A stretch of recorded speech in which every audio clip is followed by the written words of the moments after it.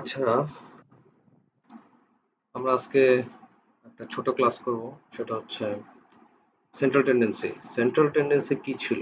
সেটা হচ্ছে আমরা ফার্স্ট ক্লাসে মোটামুটি পড়াশোনা করছিলাম যে আমরা কোনো এভারেজ যদি বের করি সেক্ষেত্রে সবগুলা যে ভ্যালু থাকে বা মান থাকে ওটার আশপাশে যে ভ্যালুগুলো আছে তার একটা আইডিয়া দেওয়ার জন্য সাপোজ কারো বয়স 25, কারো বয়স 30, কারো বয়স 35, কারো বয়স 40, এরকম করে অনেকগুলো বয়সের মানুষ নিলাম।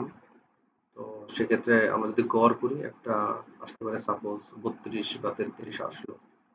তো সেটা হচ্ছে সেন্ট্রাল টেন্ডেন্সি, তাই না? তো এটা বিভিন্নভাবে করা যায়। নর্মাল তো মুখে যেটা বললাম গড়, তো এটা ডেফিনেশনটা তো পড়তে হবে, সাথে এটা প্রপার্টিসটা কেমন হবে, যে আমরা যেটা একসেপ্ট করব মোটামুটি যে হ্যাঁ এটা সেন্ট্রাল টেন্ডেন্সিকে রিপ্রেজেন্ট করে। যেমন কিছু প্রপার্টিস দেখেন প্রথমেই আছে, যেমন 1 নাম্বার যে it should be easy to understand. এটা যদি আমরা না বুঝি তাহলে তো ওটা গ্রহণযোগ্য হবে না। আর সেটা অবশ্যই সুন্দর করে কাউন্ট করা লাগবে আমাদের। যেমন এটা আছে কি সিম্পল টু কম্পিউট, আমরা সহজে যাতে কম্পিউট করতে পারি, মানে কম্পিউটেশন মানে ক্যালকুলেট করতে পারি। তারপরে it should be based on all observation. হ্যাঁ, আমরা কিছু বাদ দিব কিছু নিব এমনটা তো হবে না। তো সবগুলো অবজারভেশন আমরা খেয়াল করব, যে পর্যবেক্ষণগুলো। তারপরে ইট শুড বি রিজিডলি ডিফাইন্ড, মানে হচ্ছে একদম পরিষ্কারভাবে কি করতে হবে, ডিফাইন করা থাকবে যে আমরা কি কাজ করতেছি। যেমন হচ্ছে বয়সেরই কাজ করতেছি বা কোনো স্যালারি কাজ করতেছি, অবশ্যই আমরা ওইটারই সেন্ট্রাল টেন্ডেন্সি বের করব। তারপরে হচ্ছে এটা হচ্ছে নর্মালি অ্যালজেব্রিক ট্রিটমেন্ট করতে হবে, মানে কি ওই যে প্লাস মাইনাস যোগ বিয়োগ গুণ ভাগ, এটাকে অ্যালজেব্রিক ট্রিটমেন্ট বলি। আর it should have sampling stability. Sampling stability জিনিসটা একটু বুঝতে হবে। স্টেবিলিটি মানে তো সবাই মোটামুটি জানে যে কোনো কিছু স্থির থাকা, স্থিতিশীলতা। তো স্থির তো থাকবে, কিন্তু স্যাম্পলিং স্টেবিলিটি কি? যে আমরা স্যাম্পল নিলাম সাপোজ, বয়সের যেটা বললাম যে 25 থেকে 40-এর মধ্যে বয়স নিলাম। এখন এমনটা তো যদি নেই আমরা যে কারো বয়স 5, কারো বয়স 95, তো হিউজ ডিফারেন্স। তো সেক্ষেত্রে আমার যে সকল বয়স নিতে পারবো, কিন্তু এত বেশি ডিফারেন্সের যদি নেই সেক্ষেত্রে ওই সেন্ট্রাল টেন্ডেন্সিটা ওই ভ্যালুটা আসলেই গড় হিসেবে ভালো একটা গুরুত্ব বহন করবে না। তো স্যাম্পলটা অবশ্যই স্টেবল হতে হবে। সাপোজ এটা বলতে পারেন যে আবহাওয়া বা আর্দ্রতা, যে 28, 29, 30 ডিগ্রি সেলসিয়াস অলমোস্ট কাছাকাছি থাকতেছে, 32 থাকতেছে, 34 থাকতেছে, কিন্তু হঠাৎ করে 14, হঠাৎ করে 42 এরকম তো হচ্ছে না। বা হলেও ওইটা খুব এক্সট্রিম বা দেখা যাচ্ছে এক্সেপশন।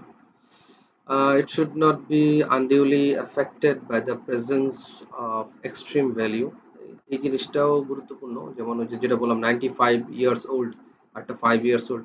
95 ইয়ার্স ওল্ড এটা তো খুবই এক্সট্রিম, অনেক বড় একটা ভ্যালু। যত বেশি বড় ভ্যালু থাকবে, একটা বড় ভ্যালু থাকলে মনে করেন যে একটা স্যাম্পল নিলাম, কিছু ওজন মাপলাম, কোনোটার ওজন 5 কেজি, 10 কেজি, 15 কেজি, হঠাৎ করে একটা ওজন দেখলাম ওটার ওজনই একাই 200 কেজি। তো সেটার কারণে এই এক্সট্রিম ভ্যালুটার কারণে এটা কি হতে পারে, সেন্ট্রাল টেন্ডেন্সিটা আসলে যেই অর্থে আমরা বের করতেছি সেটা মিনিংলেস হয়ে যেতে পারে। তো আমরা যদি গুড মেজার চাই যে ভালো মতো ভ্যালুটা রিপ্রেজেন্ট করবে, তো সেক্ষেত্রে এই প্রপার্টিজ গুলো লাগবে আমাদের।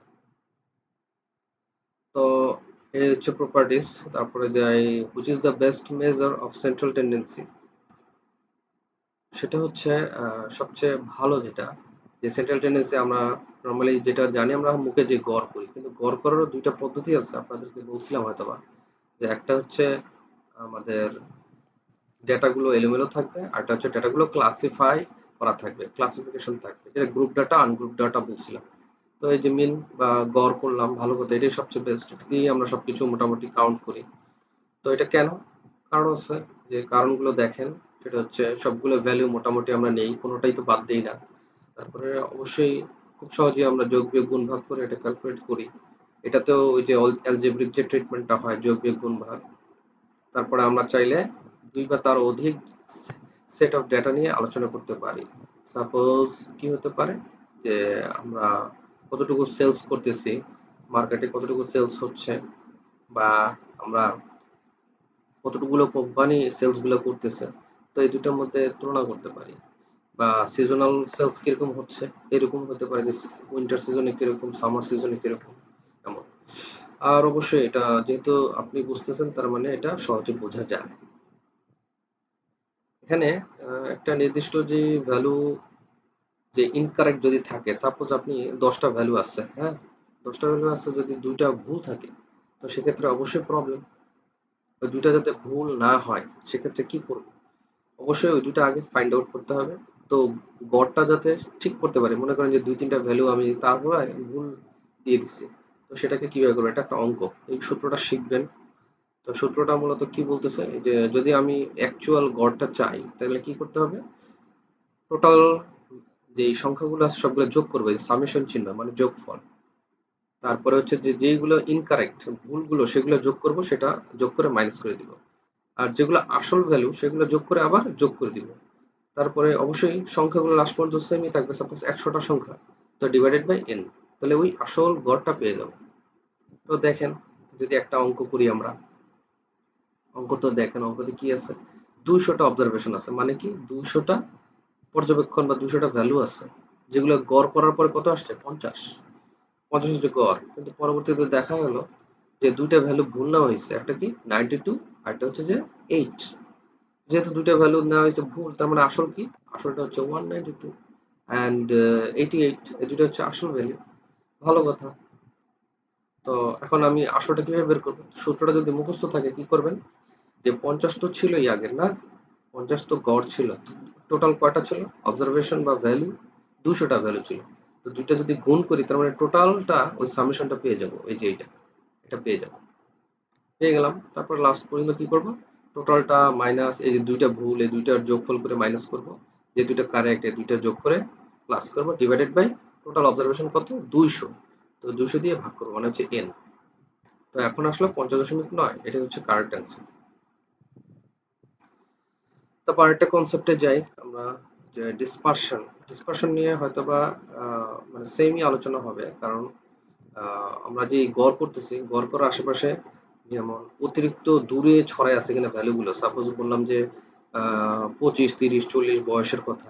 তো একটা ভ্যালু 32 পেলাম, বা এইটার কথাই বলি, এই যে 50.9 পেলাম, আশেপাশে ভ্যালু কিরকম আছে, কত দূরে আছে? যেমন 88, এটা মোটামুটি কাছাকাছি 50.9 এ, বাট 192 খুবই দূরে, তাই না? তো এই যে ডিসপারশন মানে হচ্ছে ছড়ায় ছিটায় থাকা, সেইটাকেই বলতেছে দ্য ডিগ্রি, যে মাত্রায় নিউমেরিক্যাল ডাটা বা সংখ্যাগুলো ছড়ায় থাকে একটা এভারেজ ভ্যালুর আশেপাশে, সেটাকে আমরা ডিসপারশন বা ভ্যারিয়েশন বলতেছি, যে এত বেশি ডিফারেন্স। তো মেজার অফ ডিসপারশন বলতেছে যে, তো এটা বলতে অনেকটা এরকমই, যে অনেকটা অ্যাডজেক্টিভ নাউনের মতো, যে এটা দিয়ে মূলত বুঝায় কি? বুঝায় যে কতটুকু সে লাইনে আছে, কতটুকু বে লাইনে আছে। একদম বাংলা ভাষায় বললে এরকম, যে কতটুকু লাইনে আছে, কতটুকু বে লাইনে আছে। এটা গুরুত্বপূর্ণ কেন? সেটা তো বুঝতে পারতেছেন মোটামুটি, যে এই যে এই গড়টা যে বের করলাম এত কষ্ট করে, এই গড়টা আসলে আমি গ্রহণ করব কিনা। তো এটা রিলায়েবিলিটি, নির্ভরযোগ্যতা নির্ভর করে, যে যদি গড়ের আশেপাশে ভালো থাকে, তার মানে ধরে নিতে পারি যে হ্যাঁ, মোটামুটি এটা রিপ্রেজেন্ট করে। যদি দেখি না, একদমই অনেক দূরে দূরে ভ্যালু, বাট এভারেজ আসছে এটা, তার মানে সহজে নিতে পারবো না।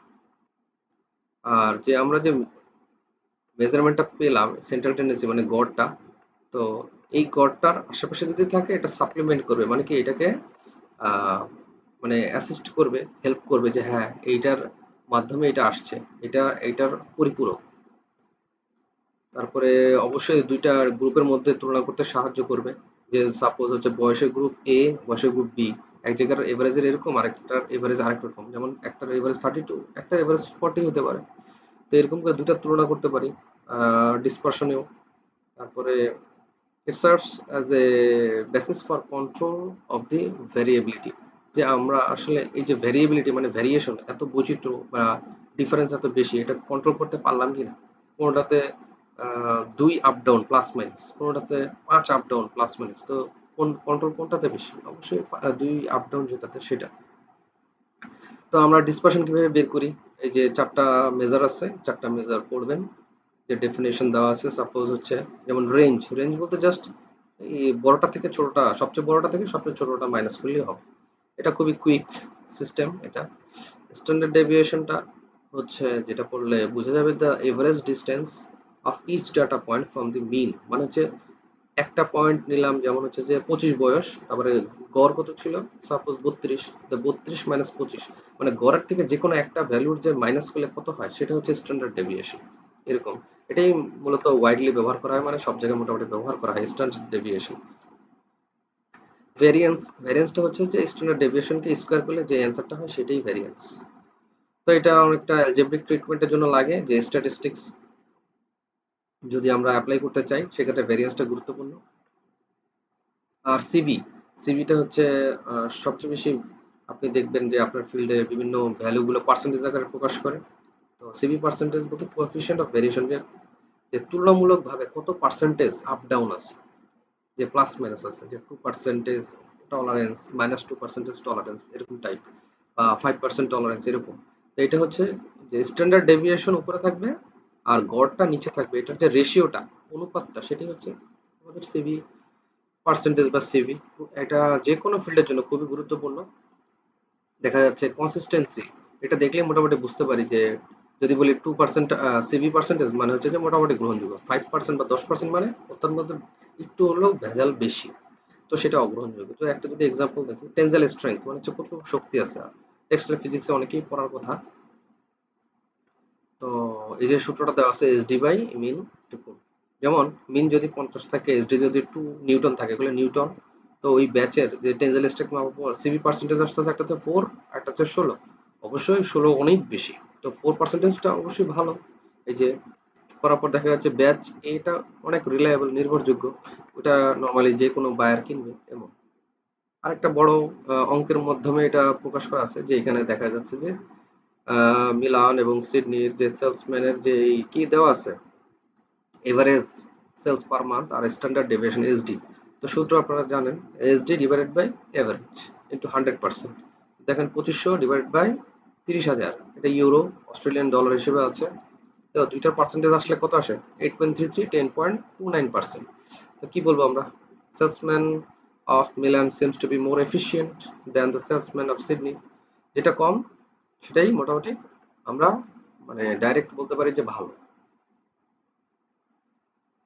তো এটাই ছিল কোএফিসিয়েন্ট অফ ভেরিয়েশন। তো এটা ডেফিনেশনটা পরে আসলো, যে বা ওইটাই আগেই দেখলাম, এটা একটা রেশিও বা অনুপাত, এই দুইটা জিনিসের একটা ডেফিনেশনটা পড়লেন। আর এটার অ্যাডভান্টেজটা কি সেটা সব জায়গায় ব্যবহার করা হয়, এটা তো বুঝতেই পারলাম আমরা মোটামুটি। তারপরে ও বলতেছে যে ওটার নিজস্ব কোনো ইউনিট নাই, মানে ওই যে বলি না নিউটন জুল, এর কোনো ইউনিট, এটা পার্সেন্টেজে প্রকাশ করে নর্মালি। আর এটা মূলত রিলেটিভ ভেরিয়েশন বলে, মানে হচ্ছে তুলনামূলক ভাবে, যে এত এর সাথে এত তুলনা করলে পার্সেন্টেজ আসে না, 100 এর সাথে কত এরকম। তো আমার গড়ের সাথে একটা কি, যে 32 যদি গড় হয়, এটা ভেরিয়েশনটা হবে রিলেটিভ। রিলেটিভ মানে হচ্ছে ওই যে তুলনামূলক, এই can be use to compare, এটা সব জায়গায় ক্ষেত্রে মোটামুটি প্রযোজ্য, যে দুইটা বা তার চেয়ে বেশি সেটের জন্য প্রযোজ্য, যে আমরা তুলনা করতে পারতেছি, যেমন এই যে এখানে একটা সেট, এখানে একটা সেট, সিডনির জন্য একটা, মিলানের জন্য একটা, এটার সাথে তুলনা করেই তো দেখলাম যে কি হলো না হলো। তো এই ছিল আজকের ক্লাস।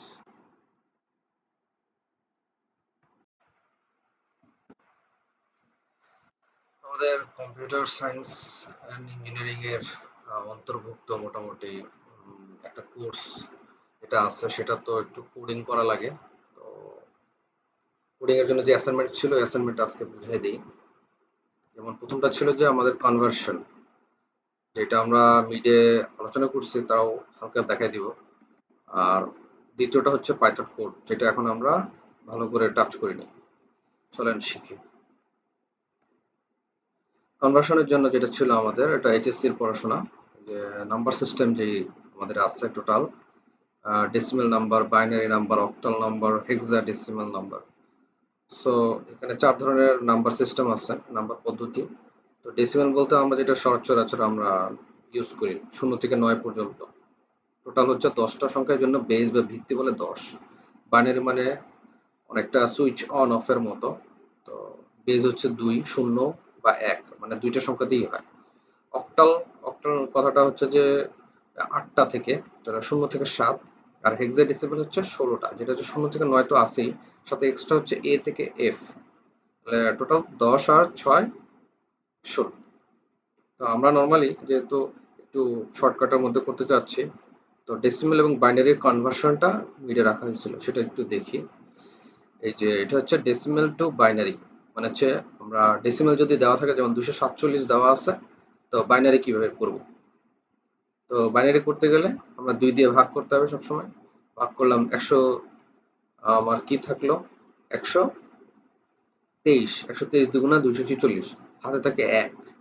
আবার ঠিক একইভাবে 2 দিয়ে ভাগ করব, ঠিক আছে, হাতে 1 থাকলো আমার। আবার 123 কে আবার ভাগ করলে 61 দুগুণা 122, হাতে থাকে 1। আবার যদি করি আমরা 30 দুগুণা 60, হাতে থাকে 1। যদি 15 দিয়ে ভাগ করি, 15 30, তাহলে 15 দুগুণা 30, হাতে থেকে 0। তারপরে 7 দুগুণা 14, হাত থেকে 1। 3 দুগুণা 6, হাত থেকে 1। 2 একে 2, তারপরে আমার হাতে থেকে 1। তো আমরা কি করব এখন, সংখ্যাটা কিভাবে নেব, নিচের থেকে একদম উপরে পর্যন্ত সংখ্যা নিব। 1 1 1 1 0 1 1 1, চারটা 1, তারপর 0, তারপর 1। তো এটার বেস যেহেতু 2, এই জন্য 2 নিচে লিখতে হবে। আর এটার ডেসিমালের বেস যেহেতু 10, নিচে 10 লিখতে হবে। তো এটা উল্টা প্রসেস হচ্ছে বাইনারি থেকে আবার ডেসিমাল। তো আমরা কি করব, এরকম করে অ্যারো টান দিব। অ্যারো টান দেওয়ার পর এখানে যেহেতু 2 এর কাজ, বাইনারি মানে 2 এর কাজ, তো প্রথমটা হচ্ছে 2 টু দি পাওয়ার, এগুলা পাওয়ার হিসেবে থাকবে। প্রথমটা 0, পরেরটা 1, পরেরটা 2, 3 4 5, এভাবে যেতে থাকবে। যেহেতু এই কটা আছে তো 5 পর্যন্ত থাকবে। এবং 2 টু দি পাওয়ার 0 মানে হচ্ছে 1, এটা আমরা জানি। 2 টু দি পাওয়ার 0 মানে 1, মানে যে কোনো কিছু পাওয়ার মানেই 1। তো একের সাথে 1 গুণ করলে একই হয়। তারপরে এটা পাওয়ার দেখারই দরকার নেই, কারণ শূন্যর সাথে গুণ হয়ে 0 হয়ে যাবে। এটা 2 টু দি পাওয়ার 2 মানে হচ্ছে যে 4, 4 একে 4। 2 টু দি পাওয়ার 3 মানে হচ্ছে 8, 8 একে 8। 2 টু দি পাওয়ার 4 এটা দেখার দরকার নেই, কারণ শূন্য আছে, শূন্যর সাথে গুণ হলে শূন্যই হবে। 2 টু দি পাওয়ার 5 এটা হচ্ছে 32, 32 একে 32। তারপর কি করবেন, এইটা যোগফল করবেন 45, এটাই হচ্ছে অ্যান্সার। তো এটার পাশে কত থাকবে, 10 নিচে, আর এটার পাশে থাকবে 2, যেহেতু ভিত্তি 2 আর হচ্ছে 10। এটা হচ্ছে মিডের হালকা ডিসকাশন। এখন আমরা যাব নতুন পড়ায়, যেটা হচ্ছে পাইথন কোডিং। তো এই যে পাইথন কোডিং যেটা আছে সেটা সম্পর্কে একটু বেসিক লাগবে। যেমন হচ্ছে যে কিছু জিনিসপত্র আছে, যেমন ভাষা শিখতে গেলে কিছু লাগে, যেমন বর্ণ, ধ্বনি, এগুলো লাগে। ঠিক একইভাবে এটা কিছু কিওয়ার্ড আছে, মানে হচ্ছে যে এটা মুখস্থ কিছু শব্দ আছে যে এটা দিয়ে কি বোঝায়। যেমন এই কিওয়ার্ড দিয়ে বোঝায় যে স্কেলেটন, মানে হচ্ছে যেমন কঙ্কাল ছাড়া যেমন দেহ হয় না, ঠিক একইভাবে কোডের মধ্যে কিছু জিনিস আছে যেগুলো দিয়ে একটা ফিক্স অর্থ বোঝায়, মিনিং বোঝায়। হাউ টু মেক ডিসিশন, বা কিভাবে টাস্কগুলো করবে, কাজগুলো রিপিটেডলি করবে, মানে বারবার করবে। যেমন ইফ, ইফ বলতে যেমন বাংলা যেটা বুঝি সেটাই। যদি, এলিফ মানে এলস ইফ, মানে তাও যদি হয়। আরেকটা যদি যদি আমি দিতে চাই, এলস মানে এর পরিবর্তে। ফর মানে একটা নির্দিষ্ট কিওয়ার্ড বোঝায়, যেমন বোঝাচ্ছে যে এটার জন্য। ইন, অ্যান্ড, অর, এগুলো বোঝায় যে ইন বলতে কোনো কিছুর ভেতরে, এন্ড হচ্ছে যে জানি এবং, অর মানে অথবা। মানে বাংলায় করতে গেলে ইজি আসতেছে, বাট এটা কিভাবে কোডের মধ্যে ব্যবহার করি, এগুলোর কোডে ব্যবহার নির্দিষ্ট। এগুলো হচ্ছে যে ফিক্স কিছু শব্দ, ফিক্স। এগুলো মানে অর্থ মানে আলাদা করা যাবে না।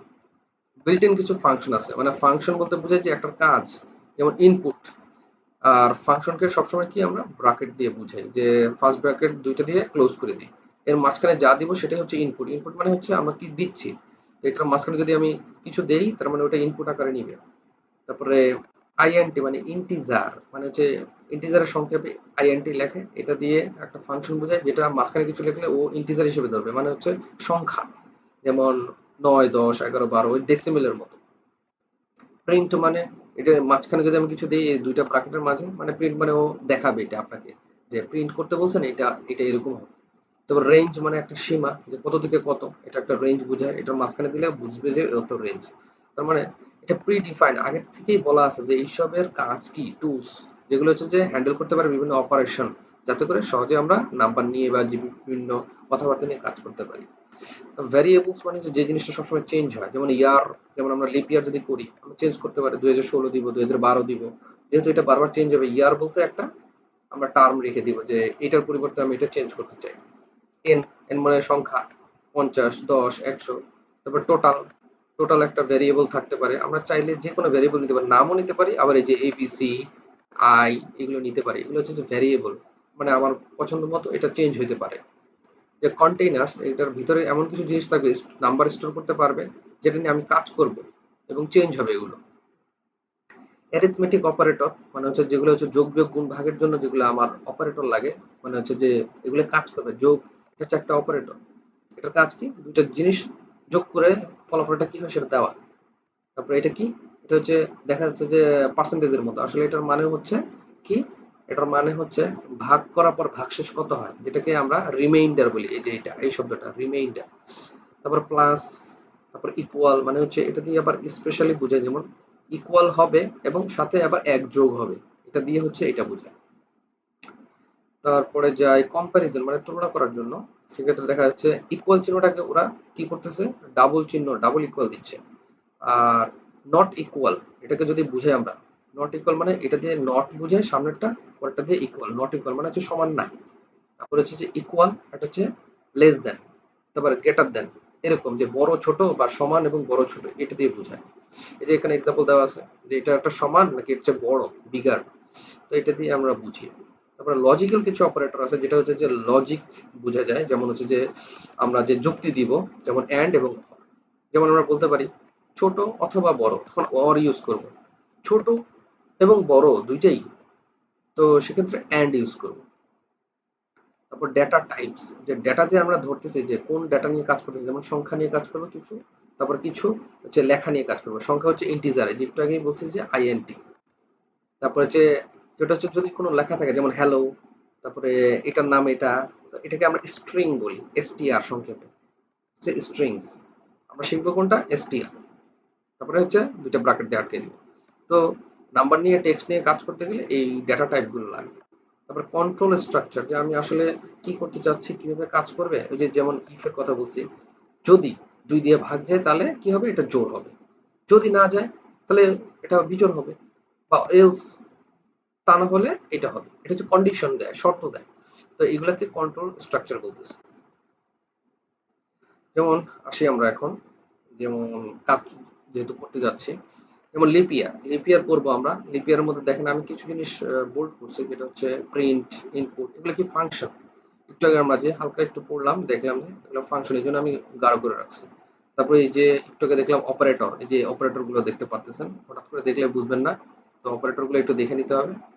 তবে এই যে অর আছে, অর শব্দটা আছে, এগুলো হচ্ছে যে লজিক্যাল যে অপারেটর গুলো। তারপরে এই যে এটাকে একটু বাঁকাই দিছি ইটালিক ভাবে, আপনারা এটা ইন্টিজার, ওই যে ডেটা টাইপ বুঝাচ্ছি এরকম। তারপর প্রিন্ট দিয়ে তো আমরা বুঝতেই পারতেছি যেটা এটাকে প্রিন্ট করতে চাচ্ছি আমি। হবে, তারপর ইফ আছে, যে এই যে কন্ট্রোল বা আমরা বলতেছি যে শর্ত, কন্ডিশন দিচ্ছি। তারপর এলস, যদি এটা হয়, ইফ যদি এটা হয় প্রিন্ট করবা এটা লিপ ইয়ার, যদি না হয় এলস তাহলে প্রিন্ট করবা যে না এটা লিপ ইয়ার না। তো কি, মানে অনেকটা ভাষার মতো, ইংরেজি ভাষার মতোই করতে পারি, বাট কিছু ফিক্স শব্দ আছে। তা আসেন আমরা এটা শিখি লিপ ইয়ারটা।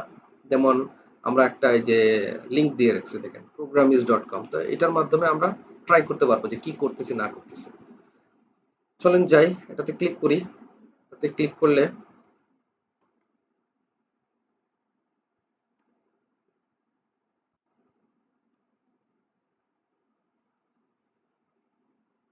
আচ্ছা এখানে চলে আসলাম। এটা অলরেডি ছিল আমার এখানে মেবি, হ্যাঁ এই যে এখানে আছে। তো কি করতেছে দেখেন, আম, এটা কি যোগেরটা না, আমরা লিপিয়ারটাতে যাই।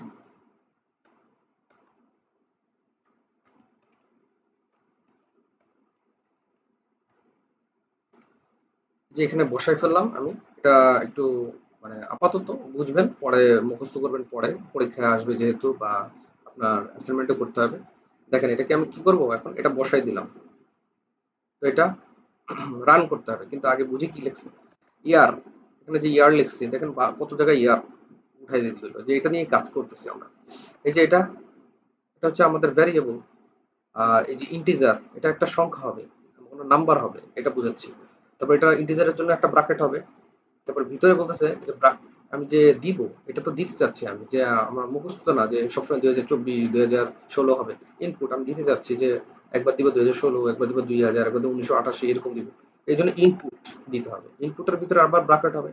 এখন ইনপুটের ওইখানে আপনি তো ইনপুট নেবেন, ভালো কথা, কিন্তু ভিতরে কি লিখতে চাচ্ছেন, যেমন এন্টার এই ইয়ার, একটা বছর লেখা, এই লেখাটা দেখতে চাইতেছেন আপনি, কি করতে হবে, এই যে ডাবল যে কোটেশন মার্ক, কোটেশন মার্ক দিয়ে আটকে দিতে হবে। তাহলে এই লেখাটা উঠবে, আপনি তখন ওই জায়গায় কি করবেন, সংখ্যা দিবেন। ঠিক আছে, ধরেন আমি দিই, এই যে রান দিই, রান দিলে এটা পুরোটা চলবে। আপনারাও করবেন। এই যে এন্টার ইয়ার আসছে, তো এই লেখাটা আমি দেখতে চাচ্ছি, আসছে। এখন আমি যদি লিখি 2016, তারপরে এন্টার বাটনে ক্লিক করলাম, এই যে 2016 ইজ লিপ ইয়ার। ও বুঝে ফেলছে। কিভাবে বুঝলো? এই যে কন্ডিশনের উপর ভিত্তি করে। প্রথমে বলতেছে ইফ, যদি ইয়ার পার্সেন্টেজ 4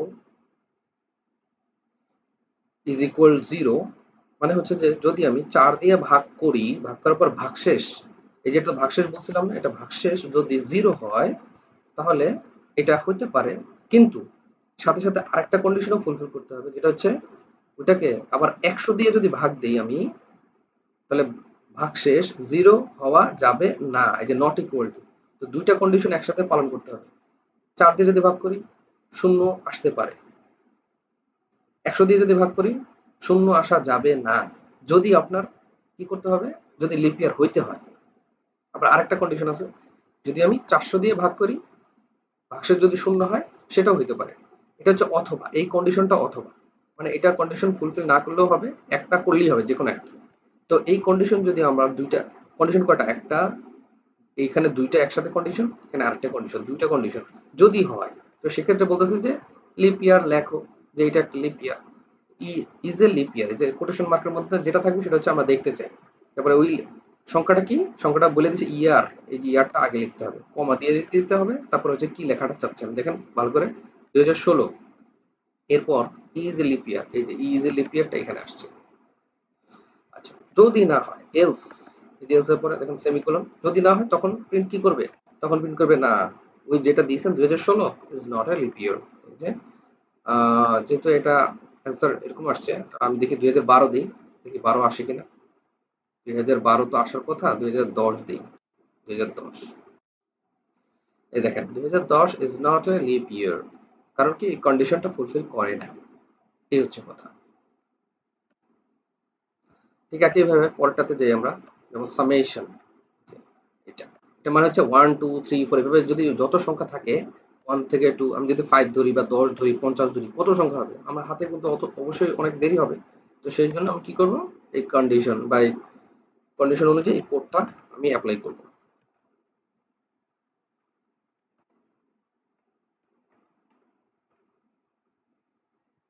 দেখেন এখানে আমি এই যে কোডটা দিলাম। তো এখন আবারও সেম, ওই যে এন পর্যন্ত, মানে হচ্ছে 50 100 পর্যন্ত, তো এন কোন সংখ্যাটা দিব আমি, আমি নিজে দিব। এই জন্য কি করবো, আবারও সেম, এটা ইন্টিজার, মানে হচ্ছে এটা একটা ওই যে সংখ্যা হবে 50 100, পূর্ণ সংখ্যা। তারপর এটাকে ইনপুট দিতে চাই, এই জন্য ইনপুট, এন্টার এ নাম্বার। তো অনেকটা সবগুলোর ক্ষেত্রেই সেম ইনপুট নেওয়ার জন্য। তারপর আপনি আগেই বলে দিলেন যে ভাই এখন টোটাল 0 আছে, এখনো কাজ শুরু হয়নি, কাজ শুরু হওয়ার পরে যোগ করবা। যেমন 1 এর সাথে 2, 2 এর সাথে 3, 3 এর সাথে 4, এরকম। যদি আমি 5 পর্যন্ত দেই, তাহলে 5 পর্যন্ত যোগ করবা, যদি 10 পর্যন্ত দিই 10 পর্যন্ত যোগ করবা। তো এই জিনিসটা বারবার করাটা একটা মুশকিল না, এই জন্য এই যে ফর, এটা একটা লুপ, মানে বারবার ঘুরবে যে ওই পর্যন্ত গেছে কিনা। যেমন ফর আই, মানে হচ্ছে এটা একটা কি, আই মানে বোঝাচ্ছে যে একটা ভেরিয়েবল। আই, আই দিয়ে কাজ কি, ইন রেঞ্জ, এই যে ইন, কোথায়, রেঞ্জের মধ্যে, মানে সীমাটা কত। যেমন 50 যদি দিয়ে দিই এন এর মান, তাহলে ওই 50 পর্যন্ত কিন্তু আই থেকে শুরু হবে। তো আইটা কত এখানে বলে দিছে, আইটা হচ্ছে 1, এই রেঞ্জের ভিতরে প্রথম সংখ্যাটা হচ্ছে ওই আই কে বোঝায়, এই 1টা। তারপরেরটা হচ্ছে প্রত্যেকবার এক এক করে বাড়বে না, এই যে এন প্লাস 1। তো এই কন্ডিশনে সেমিকোলন দিতে হবে, নাহলে এখানে আবার মিস্টেক হয়ে যাবে। কিছু জিনিস আছে যে সিনট্যাক্স এরর হয়ে যায়, যেমন এটা যদি আমি কেটে দিই, যে এইটা, এটা কাটলে কি হবে, এটা কাটলে পরে দেখা যাচ্ছে যে এটা রান হবে না। দেখি, ট্রাই করি, এই যে এরর আসছে। তার মানে কিছু জিনিস আছে সিনট্যাক্স, যেটা আপনার মেনটেন করতে হবে, যে সেমিকোলনটা, এই যে নীলটা। তারপর টোটালটা কি বলতেছে, বলতেছে যে যোগ করবে, যেমন শূন্য প্রথমে থাকবে, ঠিক আছে, শূন্য প্রথমেই আছে, তো শূন্যর সাথে প্লাস করবে কত, 1 শুরুতে হবে। 1 যোগ করার পর কি হচ্ছে, সেটা হচ্ছে আই হচ্ছে। তার এইভাবে করে, তো এটা প্রথমে 1 ছিল, 1 এর সাথে 1 যোগ করে 2 হবে, আবার যোগ করে 3, এরকম করে ঘুরতে থাকবে, ঘুরতে থাকবে, ঘুরতে থাকবে। তো ঘুরতে থাকলে লাস্ট পর্যন্ত কি দেখতে চাচ্ছি, যে সামেশন, যোগফলটা কত হচ্ছে, এটা হচ্ছে লেখাটা দেখতে চাই, এরপর কমা দিয়ে আমি ওই ভ্যালুটা দেখতে চাই, টোটালটা কত আসলো লাস্ট পর্যন্ত। এখানে যা আসছে লাস্ট, এরপরে যখন দেখবেন 50 পর্যন্ত এটা পৌঁছে গেছে, 50-এর পরে এই লুপটা রান হবে না, আটকে যাবে।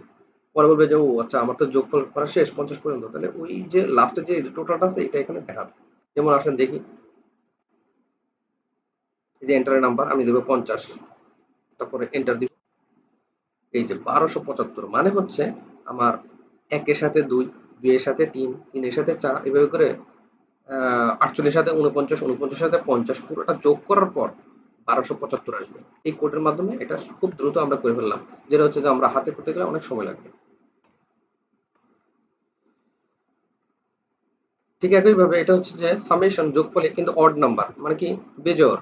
এই যে বেজোড় নাম্বারের জন্য বেজোড়, ঠিক আছে? তো বেজোড় নাম্বারের জন্য এটা একটু তাড়াতাড়ি করে বুঝিয়ে দিই।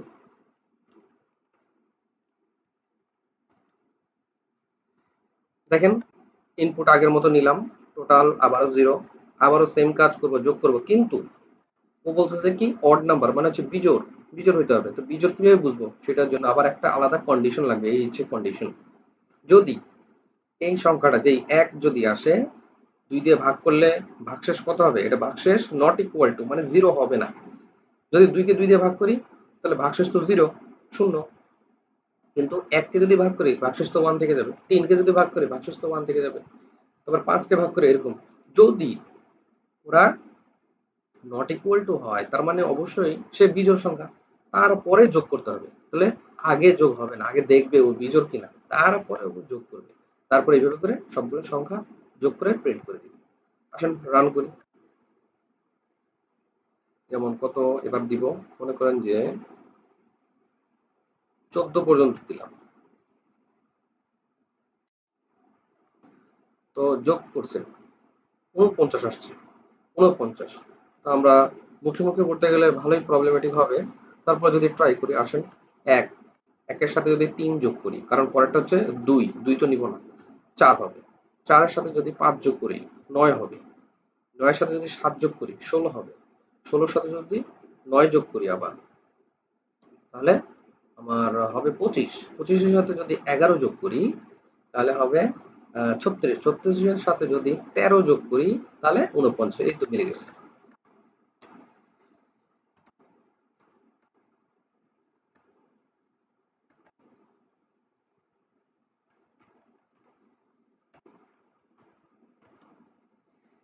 এটা সেম, জাস্ট এবারকে কি আমরা বলবো ইভেন বা জোড় সংখ্যা। তো জোড় সংখ্যা মানে 2 দিয়ে ভাগ করার পর ভাগফল কত হতে হবে, শূন্য হতে হবে।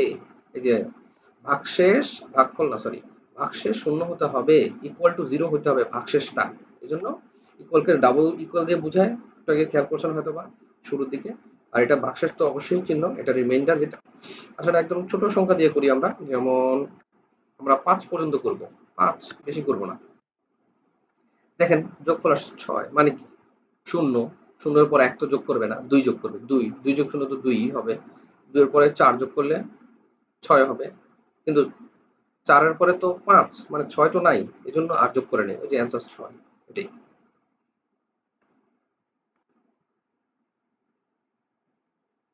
তারপর আমাদের শেষটা এটা।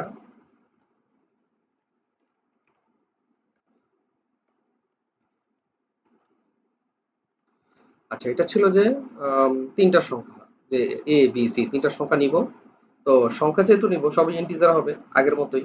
ইনপুট নিব সবগুলা, যে ফার্স্ট নাম্বার নিব, প্রথমটা লিখবো ফার্স্ট নাম্বার, পরটা সেকেন্ডটা, পরটা থার্ড নাম্বার, এরকম নাম্বার নিব।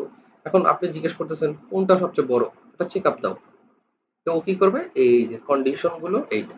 তো কন্ডিশনটা একটু জটিল হয়ে যাবে কিন্তু পড়লে বুঝে যাবে। যেমন প্রথমটা বলতেছে যদি এ যদি বি এর সমান হয়, বা বা কি হতে পারে, এ যদি বি এর সমান হয় এবং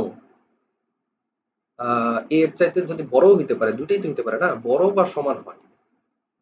এবার বলতেছে এবং আবার যদি সি এর সমান বা বড় হয় সেক্ষেত্রে কি হবে, যে কোনো একটা তো হবে, দুইটা তো একসাথে হবে না নাকি? আর যদি দুইটা একসাথে হয়ও, মনে করেন যে বি এরও সমান বা বি এর চেয়ে বড়, সি এরও সমান সি এর চেয়ে বড়, তার মানে কি বি আর সি তো দুটো সমান হতে পারে না। অবশ্যই আমার সবচেয়ে বড় এ হয়ে গেল। দুইটা কন্ডিশন তো একসাথে হতে পারে না, বি এরও সমান আবার সি এরও সমান, কিন্তু বি সি তো আলাদা। তো যেহেতু এই দুইটা সম্ভব না, যদি বি এর বড় হইতে হয় সি এরও বড় হইতে হবে, এই জন্য এ বড়। আবার ঠিক একইভাবে এ এর যদি বড় হয়, আবার সি এরও যদি বড় হয়, তার মানে কি এখানে আবার বি বড়। আর এই দুইটা যদি একটাও না হয় তাহলে অবশ্যই সি বড়। একটু ভাবতে হবে আর কি। আসেন আমরা তিনটা সংখ্যা দিই, রান করলাম। প্রথম সংখ্যাটা দিলাম ৮, পরের সংখ্যাটা আসলো এন্টার দেওয়ার পরে, পরের সংখ্যাটা দিলাম যে ৫, পরের সংখ্যাটা দিব এবার ১২। দেখি কি, এই যে ও ঠিকই বুঝে ফেলছে, আমরা হয়তো বা ভালো করে বুঝি নাই, বাট লার্জেস্ট নাম্বার কত, সবচেয়ে বড় ১২। এই ছিল আজকের পড়াশোনা।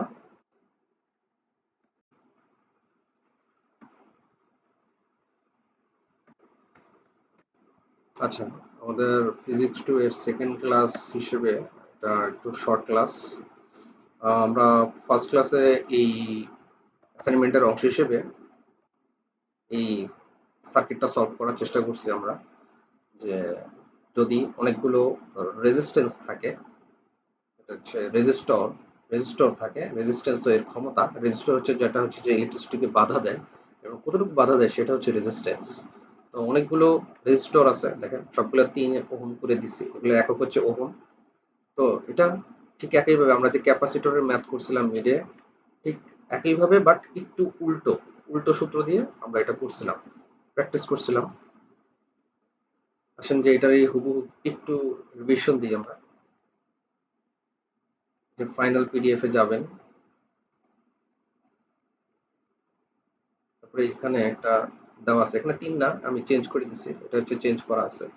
তো সলিউশনটা কিভাবে করতে পারেন, এভাবেও করতে পারেন, আপনি চাইলে লিখে লিখে করতে পারেন।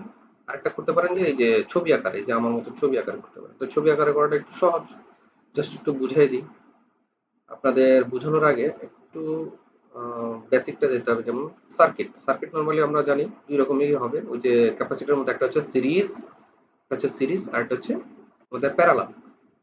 প্যারালালটা কোথায়, এই যে প্যারালাল। তো সিরিজটা কিভাবে দেখা যাচ্ছে, সিরিজ হচ্ছে যে এই যে একটার সাথে একটা লেগে আছে, একটার সাথে একটা লেগে আছে, এক তারের এক প্রান্ত এক পাশে, আর সবগুলো লাগার পর দেখা যাচ্ছে আরেকটা প্রান্ত আরেক পাশে চলে গেছে। আর প্যারালাল যদি হয় দেখা যাচ্ছে যে এই যে তারের এক প্রান্ত, এই তারের এক প্রান্ত একসাথে আছে, এই তারের এক প্রান্ত, এই তারের এক প্রান্ত একসাথে আছে, তারপরে ওই ব্যাটারির সাথে লাগছে। ঠিক আছে, প্যারালাল হচ্ছে এরকম হবে সামনাসামনি, আর সিরিজ হচ্ছে একদম শিকলের মতো। ঠিক আছে, তো সূত্রটা কিরকম ছিল, সূত্রটা হচ্ছে যে যদি সিরিজ হয়, এই যে এটা একদম সবগুলো যোগ করে দিলেই হবে, আর কোনো কাজ নেই, খালি একটার সাথে একটা একটার সাথে একটা যোগ করবো। এটা হচ্ছে যে তার মানে কি, ওই যে ক্যাপাসিটরের উল্টা, সিরিজ হলে যোগ করব, আর প্যারালাল হলে কি করব, প্যারালাল হলে ওই যে দুইটার গুণ নিচে দুইটার যোগ। যে মূলত এটা একটু কঠিন ভাবে এরকম সূত্রটা, কিন্তু আমরা যদি দুইটা নিয়ে কাজ করি তো সেক্ষেত্রে কি করবো, দুইটার গুণ উপরে নিচে দুইটা যোগ, তাহলে যেটা হবে সেটা হচ্ছে প্যারালাল। তো প্যারালালের জন্য একটু মানে প্রবলেমেটিক। তো আসেন সলভ করি আমরা। এটা হচ্ছে এখানে দেখা যাচ্ছে, ছবিটা দেখেন ভালো করে, যেমন ১ আর ৫ ছিল, এটা সিরিজ, তার মানে যোগ করে দিব ৬ হয়েছে।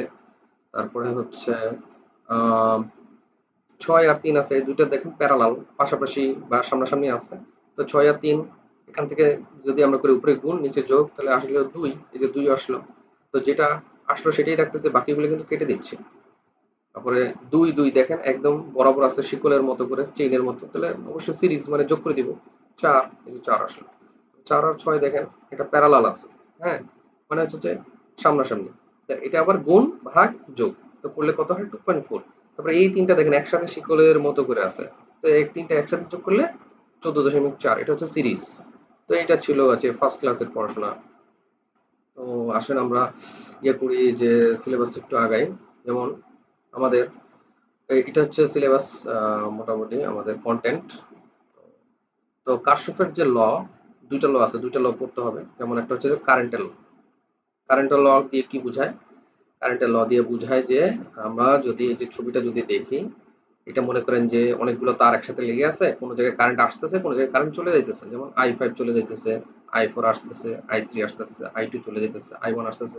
তো কারশফের কারেন্ট লয়ের কথা হচ্ছে যে চার্জ এখানে একই থাকবে, কনজারভেটিভ থাকবে, মানে কনজারভেশন হবে, মানে যা ছিল তাই থাকবে। এই যে নোড বলতে যেখানে সংযোগ বিন্দু, ওই বিন্দুটাতে সবগুলোর অ্যালজেব্রিক সাম মানে সবগুলো যোগ বিয়োগ করার পরে কত হবে? শূন্য হবে। এটা হচ্ছে যে সেটা। তো বলতেছে প্লাস দিয়ে আসতেছে মাইনাস দিয়ে চলে যাচ্ছে। তো আপনি যোগ করেন, যেগুলো আসতেছে সেগুলো যোগ করেন, যেগুলো চলে গেছে সেগুলো যোগ করেন, দুইটা সমান হবে। এটাই হচ্ছে সূত্র। তো এইটাই এখানে মানে একটু সহজভাবে লেখার চেষ্টা করছি। তো তারপরেও আপনার দেখা যাচ্ছে যে চেষ্টা করবেন যে হয় এটা বা এই যে এখানে লেখাগুলো দিতে।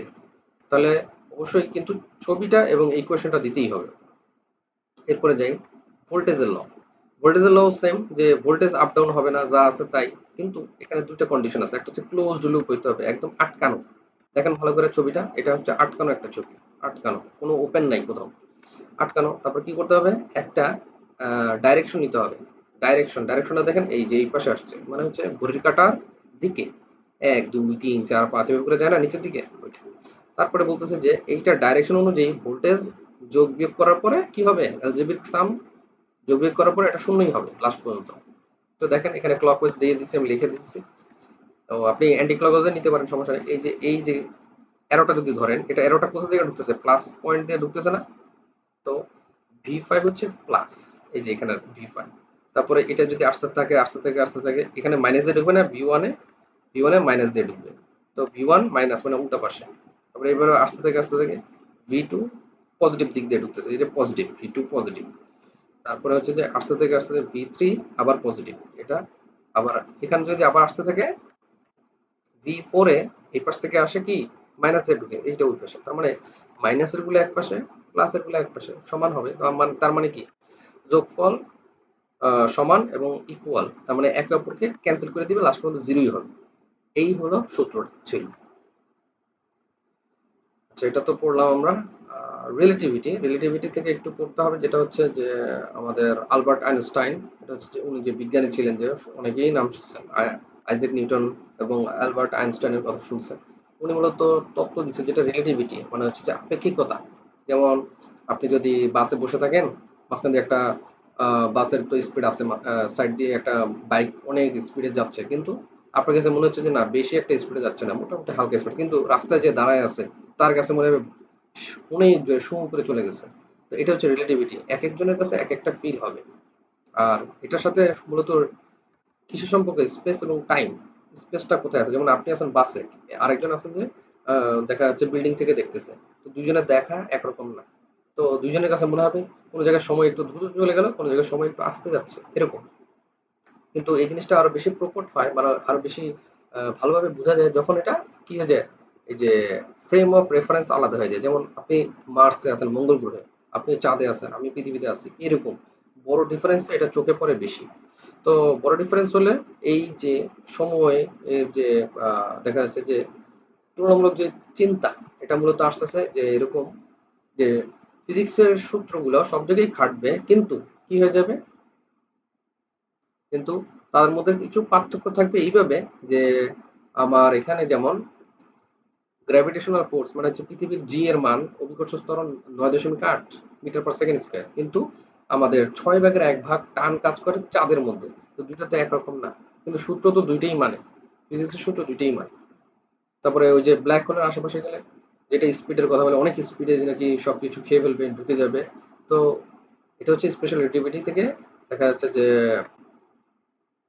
আইডিয়াটা মানে রিলেট করা যায়। তো স্পেশাল রিলেটিভিটি যেটা ছিল, যেটা স্পেশাল, যেটা ছিল যে কোনো কিছুই অ্যাবসলিউট রেফারেন্স ফ্রেম না, সবকিছুই ঘুরতেছে। সাপোজ আমরা অনেকটা বলতে পারি সূর্য স্থির আছে, আসলে সূর্য স্থির না, সূর্য ঘুরতেছে। তো সবকিছুর একটা কি মেজারমেন্ট আছে, ভেলোসিটি আছে। একটার সাপেক্ষে আরেকটার অবশ্যই ভেলোসিটি আছে। আরেকটা হচ্ছে আপাতত দৃষ্টিতে যা আবিষ্কার হচ্ছে সেই অনুযায়ী ধরতেছে যে আলোর যে বেগ সেটা হচ্ছে ফিক্স। আলোর বেগ, আলোর যে বেগটা পৃথিবীতে যা চাঁদে যা। তো যদিও ব্ল্যাক হোলের আশেপাশে আলো গেলে তো ওটা তো আর থাকে না, তারপরেও আপাতত দৃষ্টির সব জায়গায় দেখা যাচ্ছে এই থিওরি অনুযায়ী আলোর বেগ হচ্ছে সেম। আলোর বেগটা কত এটা জিজ্ঞেস করবো ক্লাসে, করে আসেন। তো এই যে এটা হচ্ছে একটা মানে ইনিশিয়াল চিত্র, যেমন একজন দাঁড়ায় আছে, আরেকজন হচ্ছে স্পিডে করে গাড়িতে আসতেছে। তো দুটার মধ্যে পার্থক্য আছে, এখানে অবশ্য ভ্যালু দেওয়া আছে, কিন্তু এটা হচ্ছে কঠিন ভ্যালু, সহজ একটা ভ্যালু মুখস্থ করবে। তারপরে এই যে এই জিনিসটা যদি দেখেন, এই যে লাইট, এটা যদি স্থির থাকে রকেটটা, তো লাইট উপরে গেল ধাক্কা খেয়ে লাইট নিচে আসলো।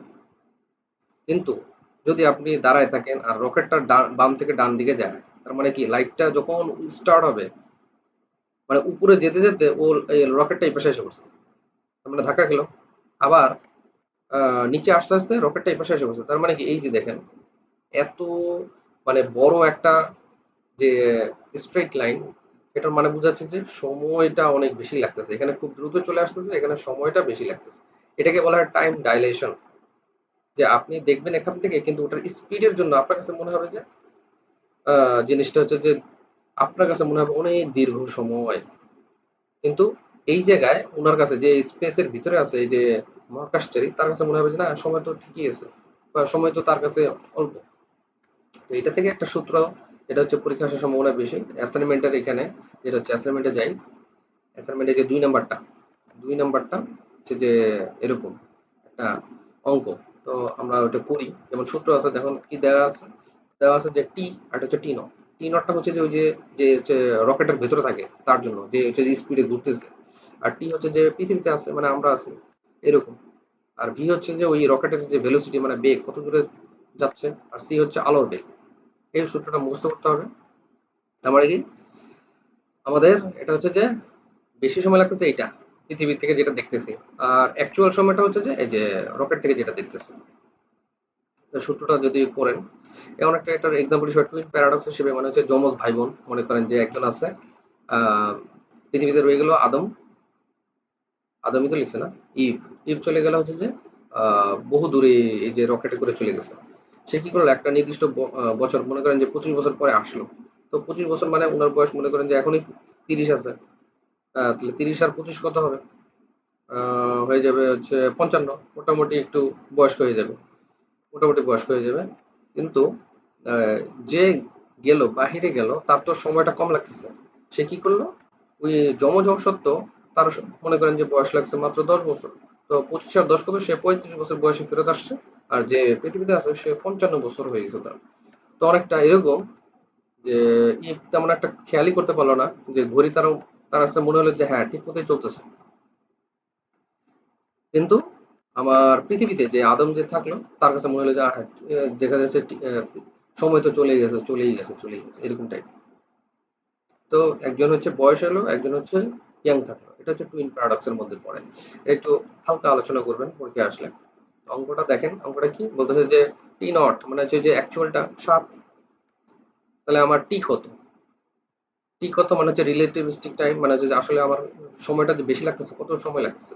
তো আর আমার বেগ যেটা আছে, ভেলোসিটি অফ দ্য অবজেক্ট মানে হচ্ছে রকেটের মনে করেন যে বেগ দেওয়া আছে 0.55 সি। সি দিয়ে যেহেতু আলোর বেগ বোঝায়, আলোর বেগের 0.55 গুণ বোঝাচ্ছে এটা, আলোর বেগের 0.55 গুণ। তারপর সূত্রটা মুখস্থ যদি থাকে বসাবেন, বসানোর পরে স্কোয়ার দিবেন। যেহেতু সি আছে, নিচেও সি আছে, তো সি স্কোয়ার কেটে দিবেন, এখানে ভ্যালু বসানোর প্রয়োজন নেই, আলোর বেগের ভ্যালু এখানে দেওয়া আছে। তারপরে আমরা রুট করবেন সাইন্টিফিক ক্যালকুলেটরে। তারপরে এই যে ভ্যালু পাবেন, যেমন 10 বছর 7 বছর এখানে মূলত অ্যাকচুয়ালটা, কিন্তু পৃথিবীতে ওটা দেখা গেল 8.38 বেড়ে গেল আর কি। তো পরীক্ষায় উল্টাও আসতে পারে, যেমন 8.38 দিয়ে দিলাম, পরীক্ষায় আপনার করতে হবে 7, সেই জন্য কি এই ক্যালকুলেশনও কিন্তু উল্টা করতে হবে, খেয়াল করতে হবে। তারপরে অ্যাসাইনমেন্টের বাকিটা কি ছিল? বাকিটা ছিল যে এটা হচ্ছে যে নরমাল যে হালকা পাতলা নোট, যেমন পরীক্ষার জন্য ক্যাপাসিটর জিনিসটা কি, আপনি কি বুঝেন? রেজিস্টর জিনিসটা কি, কি বুঝেন? ট্রানজিস্টর কি, অ্যামিটার কি, ভোল্টমিটার কি, গ্যালভানোমিটার কি, মাল্টিমিটার কি, এগুলো সম্পর্কে হালকা হালকা করে 3-4 লাইন করে মনে করেন যে নিজের মতো করে একটা ডেফিনিশন লিখবেন, ইন্টারনেট থেকে করবেন, আর ছোট করে পেন্সিল দিয়ে ছবি আঁকার চেষ্টা করবেন যে এটা দিয়ে এটা বুঝায়। তো ক্যাপাসিটর জানি আমরা, এটা হচ্ছে যে এনার্জি স্টোর করে রাখে, বিদ্যুৎ স্টোর করে রাখে। রেজিস্টর হচ্ছে বাধা দেয়। ট্রানজিস্টরের কাজটা কি ছিল আমি তো নিজে ভুলে গেলাম। ট্রানজিস্টর দেখবেন, অ্যামিটার হচ্ছে কতটুকু কারেন্ট আসতেছে সেটা মাপতেছে। ভোল্টমিটার কতটুকু ভোল্টেজ আছে এটা মাপতেছে। গ্যালভানোমিটার এখানে কারেন্ট আছে কিনা আদৌ, মানে এটা আহ, কাটার মতো, ঘড়ি কাটার মতো বিক্ষেপ দেয়, মানে ডানে বামে নড়ে যে আছে কিনা। মাল্টিমিটার দিয়ে এগুলো সবকিছু মোটামুটি এই যে জিনিসপত্রগুলো সবগুলোর যে ভ্যালুগুলো মাপা যায়। এটা হচ্ছে একটা ছোট ডিভাইস যেটা হচ্ছে দরকার পড়ে সবারই। তো ট্রানজিস্টর ছিল মেবি সেমিকন্ডাক্টর টাইপ, যে সে কি করবে, কখন বিদ্যুৎ পরিবহন করবে, কখন করবে না, বা একটা নির্দিষ্ট পরিমাণে করবে, এটা একটা আর কি কন্ট্রোলড সিচুয়েশন। তারপর আপনারা দেখবেন এই ছিল হচ্ছে অ্যাসাইনমেন্ট। তারপরে অ্যাসাইনমেন্টের বাইরে যদি আমরা যাই, যেমন এই যে স্পিডের কারণে লেন্থ কন্ট্রাকশন হয়, মানে হচ্ছে যে মনে করেন যে অনেকটা আমরা পৃথিবীতেই দেখি যে আকাশে প্লেন যাচ্ছে, কখনো মনে হবে প্লেনটা একদম ছোট, কখনো মনে হবে প্লেনটা অনেক বড়। তো এই যে স্পিডের কারণে যেরকম মনে হয়, নর্মালি প্লেন ছোটই মনে হয়, কারণ প্লেন অনেক স্পিডে চলে যায়। এবং গাড়ি, কোনো গাড়ির সামনে দিয়ে মনে করেন যে গাড়ির 10 থেকে 12 ফিট, বাট সে কি করলো, এত স্পিডে গেল মনে হলো যে মাত্র 2 ফিট এরকম। এই যে এটাতে দৈর্ঘ্য কি ছোট মনে হয় স্পিডের কারণে। তো এটার সূত্রটা কি, এটা সূত্রটা হচ্ছে এইটা, এটা হচ্ছে গুণ অবস্থায় L is equal to L naught root over 1 - v² by c²। ঠিক একইভাবে অঙ্কটা করবেন, যে এই যে বেগ দেওয়া আছে, তারপরে হচ্ছে যে এটা কি ইনিশিয়াল, মানে হচ্ছে আসলটা স্থির অবস্থায়, স্থির অবস্থায় হচ্ছে 10 মিটার ছিল, তো চলন্ত অবস্থায়, তো স্থির অবস্থায় কোনটা, এটা হচ্ছে এল নট, আর চলন্ত অবস্থায় হচ্ছে এল। ঠিক আছে, এটাই বের করতে হবে, ক্যালকুলেটর করে ফেলবেন। তারপর একটা বাদ গেল কোনটা, বাদ গেল হচ্ছে মাস, মানে হচ্ছে ভর। ঠিক একইভাবে একজন মানুষ দাঁড়ায় আছে, একটা মনে করেন যে আপেল আপনার আস্তে করে আপনার মাথায় লাগলো, আপনার তেমন একটা অসুবিধা হবে না, কিন্তু এটা যদি মনে করেন যে কেউ অনেক জোরে ছুঁড়ে মারলো, তখন আপনার গায়ে পড়লে অনেক ব্যথা পাবেন। তো এই যে স্পিডের কারণে যে ভর বেশি মনে হচ্ছে, এখানেও সেম মানে রেজাল্ট আসে। যেমন রকেটটা অনেক স্পিডে যাচ্ছে, কোনো কিছুর সাথে সংঘর্ষ হবে মানে অনেক বড় বিস্ফোরণ হবে এরকম। তো এটাও সেম, কিন্তু সূত্রটা হচ্ছে টি এর মতো, এই যে এটা M is equal to M naught root over 1 - v²/c²। তাহলে এম নট কি, এম নট হচ্ছে স্থির ভর, মানে হচ্ছে এটা নড়াচড়া করতেছে না, আর এম হচ্ছে চলন্ত অবস্থায় ভর। তো এই সূত্র অনুযায়ী বসা দিবেন, এই এখানে দেওয়া আছে 12 কেজি। তারপর হচ্ছে যে এটা কি করলো, এটা ট্রাভেল করলো এত ভেলোসিটিতে, এত বেগে, আলোর বেগের সাথে সি মনে হয় এখানে ভুলে দেয় নাই, সি দিবেন। তারপরে কাজ করে দেখা গেল যে এটা ছিল 12 কেজি, কিন্তু ও আচ্ছা, এটা 12 কেজিতে ঘোরাঘুরি করতেছিল, কিন্তু আসল কত ছিল, আসল ছিল 7.2 কেজি, মানে উল্টা ভাবে আসছে আর কি। এই ছিল আজকে পড়াশোনা, এটা আজকে আর বলবো না।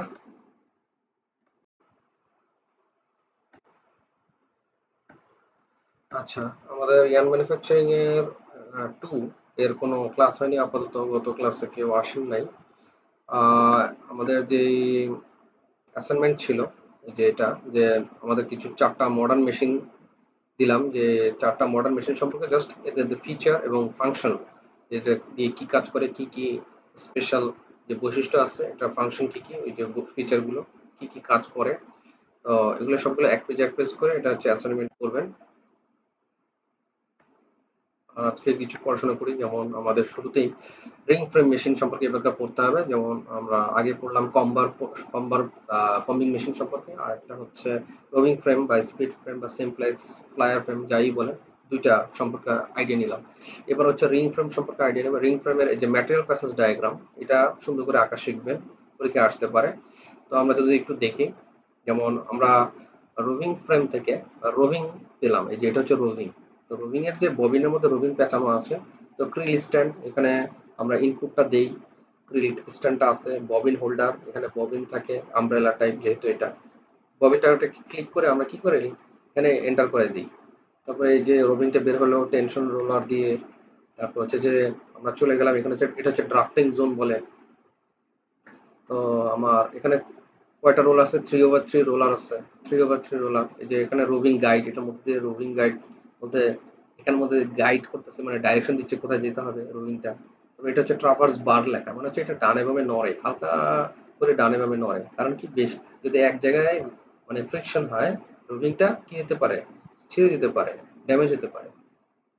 তারপর হচ্ছে যে এটা শুরু করে রাখবেন, এটা হচ্ছে যে উপরে হচ্ছে প্রেসার আর্ম, মানে হচ্ছে এটাকে চাপ দিয়ে রাখে।